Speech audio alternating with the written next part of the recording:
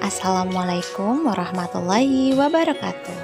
Nama saya Liza Megawati HZ. Saya CGP Angkatan 7, Kabupaten Tanggamus, Provinsi Lampung. Berikut ini merupakan hasil refleksi diri saya dari tugas 1.1.A.4 eksplorasi konsep dari modul 1.1. Menurut Ki Hajar Dewantara, pendidikan merupakan suatu upaya menuntun segala kodrat yang ada pada anak untuk mencapai keselamatan dan kebahagiaannya setinggi-tingginya, baik sebagai manusia maupun sebagai anggota masyarakat. Kodrat yang dimaksud dalam hal ini adalah kodrat zaman dan kodrat alam. Yang dimaksud dengan kodrat alam yaitu segala kodrat yang memang ada di dalam diri anak. Sebagai contoh, anak-anak dalam wilayah yang tinggal di alam perairan tentu akan berbeda kebutuhan dan pemahamannya tentang suatu hal dengan anak-anak yang hidup di perkotaan. Apabila kita analogikan, sekolah kita ibaratkan sebagai sebuah ladang, guru sebagai seorang petani, dan murid sebagai benih. Apabila seorang petani menanam benih padi, maka tentu yang tumbuh adalah padi. Begitu pula jika seorang petani menanam benih jagung, maka yang tumbuh adalah benih jagung. Dalam artian di sini merupakan seseorang yang memberikan suatu treatment kepada benih-benih tersebut. Jika benihnya baik, ditanam di ladang yang baik, ditreatment dengan baik, maka hasilnya pun akan baik. Kemudian, jika benihnya baik, ditanam di tempat yang baik, namun treatmentnya buruk, maka hasilnya tidak akan baik. Lalu, jika benihnya buruk, ditanam di ladang yang baik, ditreatment dengan baik, maka hasilnya akan jauh lebih baik dibandingkan dengan benih yang tidak diperlakukan atau ditreatment dengan baik. Yang kedua adalah kodrat zaman, di mana kita sebagai guru harus menuntun murid kita, mendidik mereka sesuai dengan zamannya.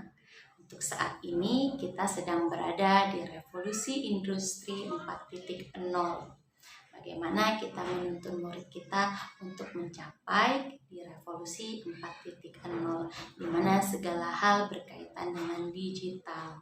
Dari situ kita dapat menganalogikan bahwa sebagai contoh, Lampung pada tahun 2010 tentu akan berbeda dengan zamannya dengan Lampung di tahun 2022. Begitupun dengan cara mendidik kita, maka didiklah muridmu sesuai dengan zamannya.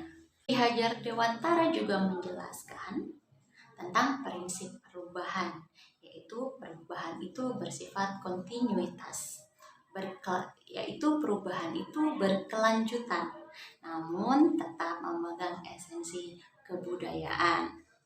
Yang kedua, konvergensi.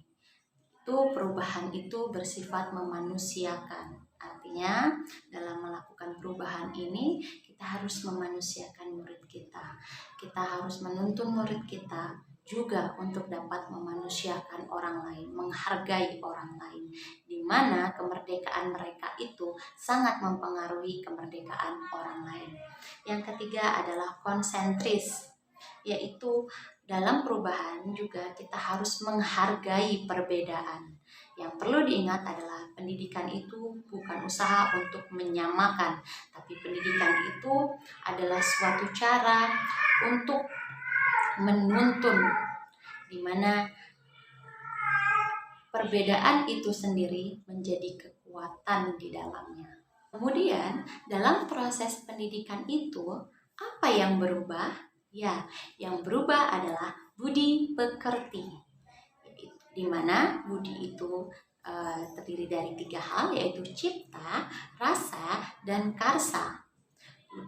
Cipta merupakan kekuatan berpikir, rasa memperhalus rasa, dan karsa memperkuat keinginan atau kemauan. Lalu pekerti yaitu raga. Maka dalam proses ini ada perubahan, ada semakin memperkuat raga. Maka pendidikan itu harus seimbang sehingga menghasilkan suatu perubahan yang disebut dengan budi pekerti. Dalam pandangan Ki Hajar Dewantara ini, kita sebagai guru diharapkan dalam mendidik itu berorientasi kepada murid. Bahkan Dr. Iwan Sarir menyebutkan murid sebanyak 3 kali, bahwa pendidikan harus berorientasi pada murid, murid, dan murid. Maka dari itu dalam pandangan Ki Hajar Dewantara, beliau menyebutkan dengan istilah berhamba pada siswa. Setelah mengetahui pemahaman pendidikan dari Ki Hajar Dewantara, maka bagi seorang guru, saya tidak hanya bertugas mentransfer ilmu, memberikan ilmu, tapi tugas utama saya adalah menuntun. Menuntun apa? Menuntun murid-murid saya untuk menemukan potensi dirinya agar mencapai kebahagiaan dan keselamatannya. Dalam hal ini, kita memerdekakan murid kita. Kemerdekaan yang dimaksud, kita tetap mengawasinya agar ia tidak melakukan atau mendekati hal yang salah yang dapat merugikan dirinya.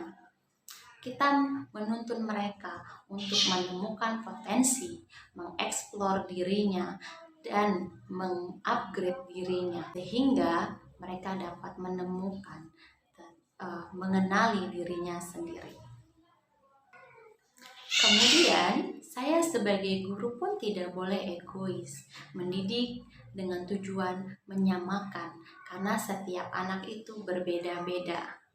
Maka biarkanlah mereka berkembang sesuai dengan potensinya masing-masing, tanpa harus saya paksa seperti yang saya inginkan atau saya samakan. Baiklah, Bapak Ibu guru hebat, sekian refleksi dari saya. Thanks for watching and wassalamualaikum warahmatullahi wabarakatuh.